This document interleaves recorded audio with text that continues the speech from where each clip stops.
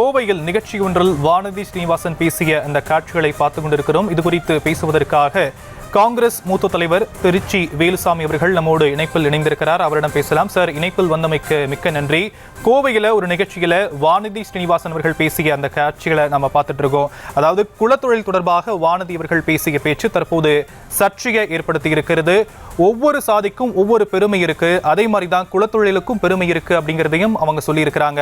இது தமிழ்நாட்டில் தடை செய்யப்பட்டிருக்கு, மற்ற அண்டை மாநிலங்களில் இதற்கான அனுமதி இருக்கும்போது தமிழ்நாட்டில் ஏன் அனுமதி மறுக்கப்படுது அப்படிங்கிற மாதிரி பல விஷயங்களை அவங்க முன்னிறுத்தி பேசியிருக்கிறது, சர்ச்சையை ஏற்படுத்தி இருக்கிறது.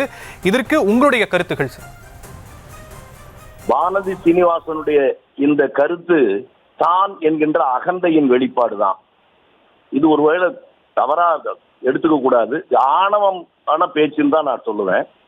நான் அவரை பார்த்து கேட்க விரும்புவது, இன்றைக்கு வானதி வழக்கறிஞராக இருக்கிறார், சட்டமன்ற உறுப்பினராக இருக்கிறார், இந்தியா முழுக்க சுற்றி வருகிறார். இவருடைய குலத்தொழில் என்ன? அந்த தொழிலை இவர் செய்துவிட்டு அதற்கு பின்னாலே மற்றவர்கள் உபதேசம் செய்யட்டும். மத்திய அமைச்சர்கள் இன்னைக்கு ஜெய்சங்கர் இருக்கிறார், வெளியுறவுத்துறை அமைச்சர், நிர்மலா சீதாராமன் இருக்காங்க. இந்த ரெண்டு பேருடைய குலத்தொழில் என்ன? அந்த தொழிலுக்கு அனுப்பிட்டு அதுக்கப்புறம் எங்களுக்கு உபதேசம் பண்ணட்டுமே. கங்கனா ரனாவத் பாராளுமன்ற உறுப்பினர் அந்த கட்சியில, அவங்களுடைய குலத்தொழில் என்ன? இதெல்லாம் அதிகாரத்தில் இருக்கிறோம் என்கின்ற மமதையில் பேசுகின்ற பேச்சு. சாதாரண செருப்பு தைக்கும் தொழிலாளியாக இருந்த ஒருவருடைய மகன் தான் ஆப்ரஹாம் லிங்கன். உலகத்தின் மிகப்பெரிய வல்லரசு அமெரிக்காவுடைய ஜனாதிபதியாக வந்ததெல்லாம் பார்த்ததற்கு பின்னாலும் கூட இன்னமும் குலத்தொழிலை தான் செய்ய வேண்டும், அது செய்வதுதான் அவர்களுக்கு நல்லது என்று சொல்வது எவ்வளவு பெரிய தவறான ஒரு விமர்சனம் என்பதை அந்த அம்மையார் இப்போதாவது புரிந்து கொண்டால் நல்லது. இல்லை என்றால் அவரை சேர்க்க வேண்டிய இடம் வேறாகத்தான் இருக்கும். சார், கோவையில் வானதி ஸ்ரீனிவாசன் இந்த கருத்தை சொல்லியிருக்கிறாங்க. பிரதமர் கூட பார்த்தீங்க அப்படின்னா சுதந்திர தின உரையில கூட விஸ்வகர்மா திட்டம் கொண்டு வரப்படும் அப்படின்னு சொல்லியிருக்கிறாரு.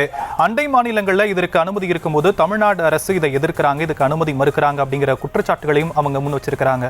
இதை எப்படி பாக்குறீங்க? இது போன்ற ஒரு தாக்கத்தை சமூகத்தில் ஏற்படுத்தும். நான் முன்னாலே சொல்லிட்டேன், வானதி மட்டுமல்ல, பிரதமராக இருந்தாலும் சரி, யாரா வேணாலும் இருக்கட்டும், குலத்தொழிலை செய்ய வேண்டும் என்று யார் சொன்னாலும் அவர்கள் அவர்களுடைய குலத்தொழில் என்ன என்று சொல்லிவிட்டு அதை செய்துவிட்டு அதற்கு பின்னாலே மற்றவர்களுக்கு உபதேசம் செய்யட்டும். அவர்கள் மட்டும் மாட மாளிகை, கூட கோபுரங்கள், ஆட்சி அதிகாரங்கள், எம்எல்ஏ, எம்பி, அமைச்சர் இப்படி எல்லாம் இருப்பார்கள்.